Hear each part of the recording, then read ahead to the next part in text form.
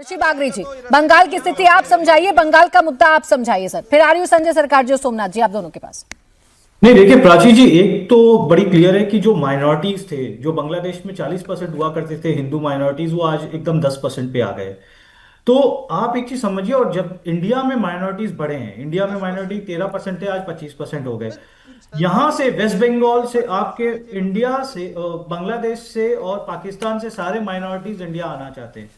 उनको अगर ऑप्शन दे दिया जाए तो सबके सब आ जाएंगे। यहां से कोई भी माइनॉरिटीज बांग्लादेश और पाकिस्तान नहीं जाना चाहता है। तो ये तो आप डिफरेंस समझ लीजिए कि कैसे इंडिया ट्रीट करती है अपने माइनॉरिटीज को, और कैसे बांग्लादेश या पाकिस्तान ट्रीट करते हैं अपने माइनॉरिटीज को। दूसरी बात है कि मुर्शिदाबाद की घटना हुई, वहां पर बाप बेटे को जला गया। बांग्लादेश में भी दीपू दास को जलाया जाता है। हर जगह जहां जहां ये माइनॉरिटीज बनती है हिंदूज, वहां पर उनके जुल्म होते हैं। उनको उनको ये सरस्वती पूजा नहीं करने दिया जाता है, दुर्गा पूजा नहीं मनाने देने जाता है। आप देख लीजिए, एक के बाद एक चीज हो रही है। अभी बीच में एक स्कूल में उर्दू इंपोज कर दिया गया, बंगाली की जगह उर्दू इंपोज कर दिया गया। उसको बोला गया कि भाई आप यहां पर उर्दू होंगे।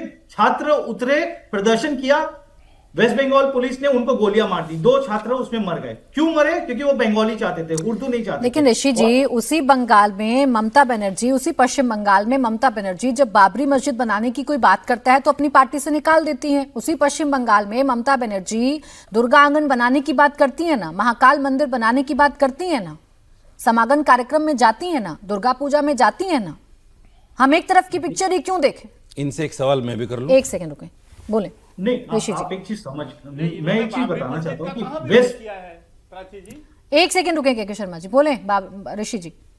नहीं, मैं आपको बस यही बोलना चाहता हूँ कि कुछ चीजें होती है जो इलेक्ट्रल गेन्स के लिए होती है। जैसे बाबरी मस्जिद हुआ, उन्होंने अपनी बेटी बना दी, उनको इलेक्ट्रल गेन चाहिए होता है। दुर्गा पूजा के लिए भी इलेक्ट्रल गेन चाहिए होता है। वही दुर्गा पूजा को जब वो दूसरी जगह पे कलकत्ता में दुर्गा पूजा मनाया जाता है और कलकत्ता के बाद दुर्गा पूजा को बंद किया जाता है। ये दोगले मापदंड है वेस्ट बंगाल में। ठीक है, मैं संजय सरकार जी से जवाब देती हूँ। मैं मौलाना साहब आपके पास आ रही हूँ। पहले मुझे उस पार्टी से बात करनी है जिस पर सबसे ज्यादा आरोप है, फिर उसके बाद आप बोलिएगा। रुक जाइए संजय सरकार, आप दीजिएगा, लेकिन उनके प्रश्न आपसे नहीं है, टीएमसी के नेता से हैं। सर रुक जाएं प्लीज। मैं संजय सरकार जी, ये दोगलापन है जो ऋषि बागरी जी कह रहे हैं। हाथी के दांत दिखाने की कुछ और है, खाने की कुछ और है। मैं नागरिक हूं देश का। बोले संजय जी, बोले। आप काय का नागरिक हो, मत बोलिए, सिवाय कट्टरपंथी के कुछ नहीं हो। प्लीज आपस में बहस नहीं, दोनों की आवाज डाउन। सिर्फ संजय जी बोलेंगे। बोले संजय जी।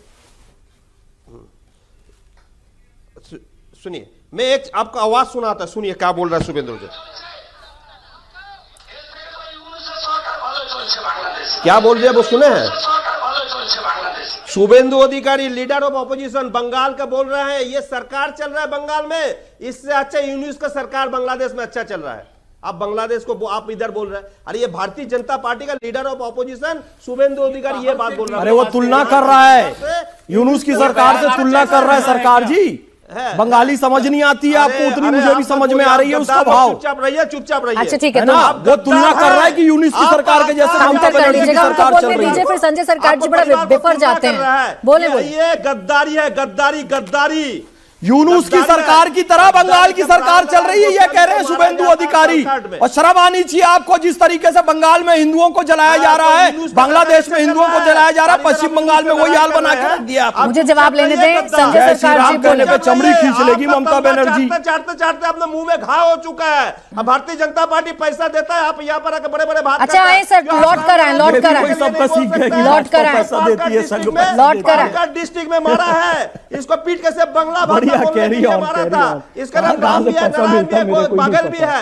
इसको जब मारा जाए तो आप कहां रहता है? बकार का बात मत बोलिए, आप फालतू गद्दार है। अरे लौट कर आइए संजय सरकार जी, किसी पर पर्सनल टिप्पणी करने की इजाजत नहीं दे रही हूँ। बंगाल पर बोलिए, जिन्ना को खून, बंगाल पर बोलिए ना। अरे